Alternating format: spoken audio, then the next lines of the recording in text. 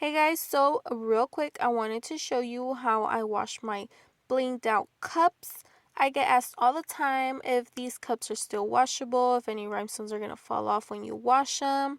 If you watch my videos, I do like to use Bob Smith epoxy very often, especially for these blinged out cups.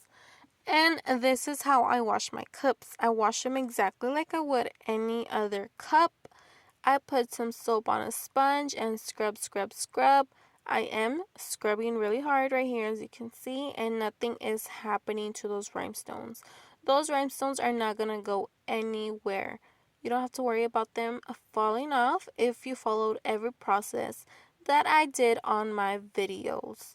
So there you go, guys. Super easy, guys. You don't have to worry about anything. Like I said, same thing for the lids.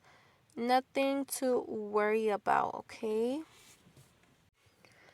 All you have to do is just wash it like you would any other cup. One thing though is do not stick these cups in the microwave or in the dishwasher. Just wash them by hand and you are set.